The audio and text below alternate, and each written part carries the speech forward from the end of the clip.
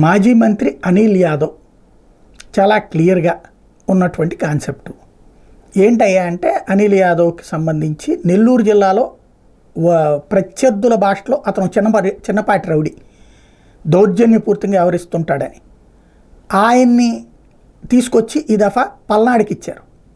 ఫ్యాక్షనిజానికి రౌడీయిజానికి పూర్తి భిన్నమైంది. రౌడీయిజంలో పక్కన 10 మందిని వేసుకుని వెళ్ళటం, ఫ్యాక్షనిజంలో అట్లా కాదు.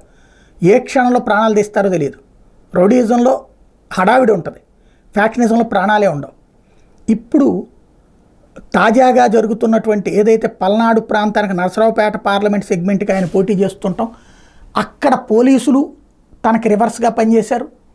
అట్లాగే మరొక వైపున ఏదైతే వీళ్ళు కూడా అంటే గ్రౌండ్ లెవెల్లో తెలుగుదేశం వాళ్ళు రెచ్చిపోతే అర్థం కాని పరిస్థితి అయింది. అందుకే నేను ప్రెస్ కాన్ఫరెన్స్ పెట్టి పల్నాడు టీడీపీ నేతలతో పోలీసులు కుమ్మక్కయ్యారని ప్రకటించారు. పల్నాడు టీడీపీ నాయకులతో పోలీసులు కుమ్మక్కయ్యారు. దీనివల్ల హింస అరాచకం విధ్వంసం చోటు చేసుకుందంటూ ఆరోపించారు. పల్నాడు రోడ్లోని అక్కడ పార్లమెంట్ కార్యాలయంలో మాట్లాడాడు నిన్న మీడియాతో. ఆయన బీజేపీని చంద్రబాబు నాయుడు కలుపుకోవటం వల్ల నిష్పక్షపాతంగా వ్యవహరించాల్సిన ఎన్నికల కమిషన్ వాళ్ళు చెప్పినట్టే నడుస్తోందంటూ ఆరోపించుకొచ్చారు.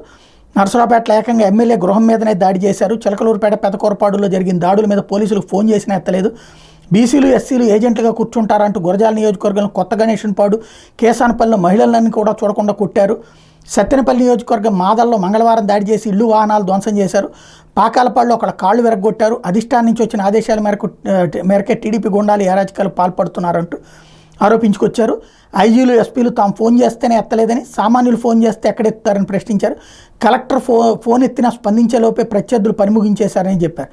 టీడీపీ నాయకులు ఎన్ని అరాచకాలకు పాల్పడిన ఎన్నికల్లో భారీ మెజార్టీతో గెలుస్తామని ప్రకటించుకొచ్చారు.